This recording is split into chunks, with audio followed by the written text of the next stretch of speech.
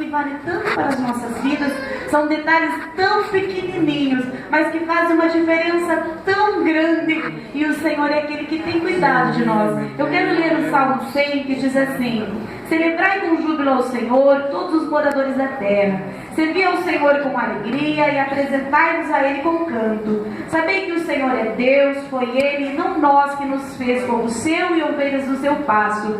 Entrai pelas portas dele com louvor, e em seus atos com hinos, louvai e bendizei o seu nome. Porque o Senhor é bom e eterna é a sua misericórdia, e a sua verdade estende-se de geração a geração. E nós estamos aqui nesta tarde para celebrar o Senhor Jesus, para celebrar a vida que o Senhor nos deu, porque no ano de 2011 eu também comecei a sentir muitas dores fortes de cabeça, e eu sentia muita dor, e o tempo foi passando, e eu resolvi procurar o médico, porque aquela dor não passava. E então o médico me disse que eu estava com um tumor na cabeça. Irmãos, e aquilo me angustiou de certa forma, que eu só chorava. Eu chorava muito, eu estava sozinha quando recebi a notícia. Eu liguei para o meu esposo, ele falou assim: esse médico é doido, vai em outro. Eu fui em outro médico.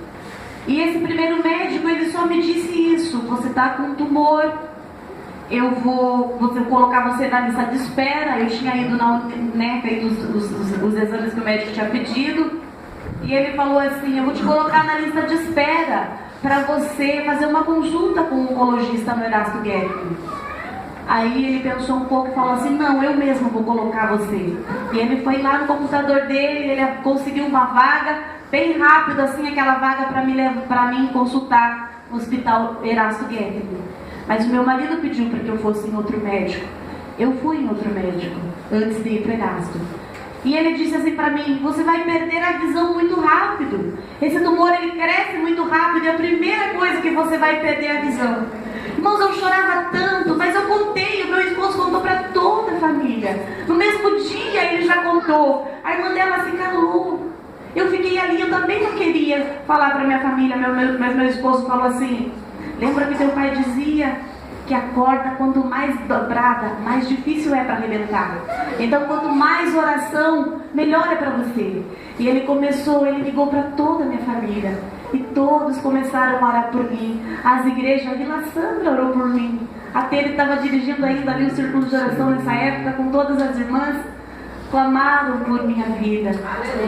E eu lá naquele lugar, no segundo médico, ele falou assim: você vai perder a visão muito rápido. Esse tumor, ele cresce muito rápido. Você vai começar a sentir muitas dores nos olhos. Eu falei: eu já estou sentindo. Você vai começar a sentir náuseas. Eu falei: mas eu já estou sentindo. Tudo que o médico dizia que eu ia começar a sentir, eu já estava sentindo. E aí me encaminharam para o Hospital Erasto Guedes. Fiz todos aqueles procedimentos. E a igreja orando em meu favor.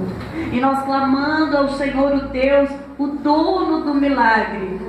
E quando foi um dia, eu já tinha passado por todo o processo, pela assistente social, já tinha recebido aquela carteirinha amarela, porque eu queria receber uma branca, porque a assistente social falou que quem recebesse a branca ia para outro lugar. Eu não queria ficar naquele hospital, mas eu fiquei naquele hospital. Eu recebi uma carteirinha amarela como a paciente do Hospital Erasto Guedes. E eu vi tanto sofrimento naquele lugar. Irmãos, por isso que eu li esse salmo: celebrar. Por isso que nós temos que celebrar a vida. Porque enquanto nós estamos no conforto dos nossos lares, e está tudo bem conosco, está tudo bem com a nossa família, muitas vezes nós ouvimos o sofrimento dos irmãos, mas é do irmão. Nós até tiramos um tempo para orar, mas nós não sentimos aquela dor que ele está sentindo. Porque quando você recebe uma notícia dessa, irmãos, por mais que nós servimos a Deus, é tão angustiante, é tão triste você ouvir que você está numa situação dessa. E eu vi tanto sofrimento. E quantas vezes, irmãos, que nós estávamos ali naquele hospital, e o meu esposo descia lá embaixo e chorava a manhã inteira, porque lá nós íamos crianças. Quantas crianças sofrendo. E muitas vezes, irmãos, nós não estamos fazendo nada. Nós não estamos trabalhando para que pelo menos essas pessoas conheçam a Jesus, venham ao conhecimento da verdade.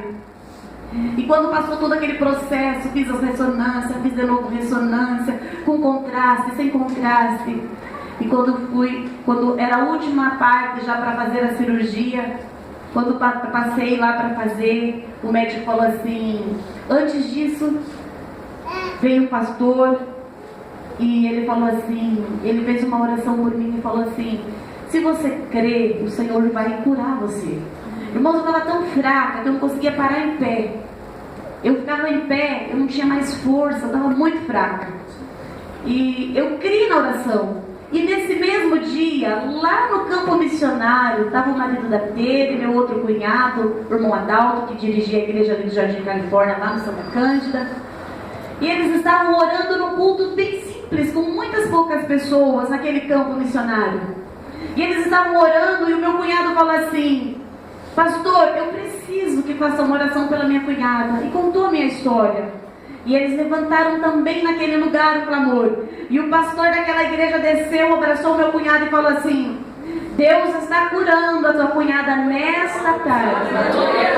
E eu tomei posse daquela palavra. Quando ele chegou na minha casa, no final da tarde, ele falou assim, olha, eu passei aqui, mas nós clamamos ao Senhor. E o pastor me abraçou e falou assim, o Senhor está nessa tarde curando. Eu não estava lá naquele culto, eu estava na minha casa, mas ele disse que o Senhor estava me curando. Então você está aqui hoje. Quem sabe você está pedindo por alguém que não está aqui. Nós ouvimos o louvor que tem milagre no caminho. Quem sabe você veio pedindo por alguém. Alguém que está sofrendo, alguém que está gemendo, alguém que está passando por um momento tão difícil. Tem milagre no caminho nesta tarde. Louvado seja Deus. E eu tomei posse daquela vitória. E ele falou assim, eu quero ela aqui na igreja testemunhando. E passou-se os dias e ele ligou para o meu cunhado.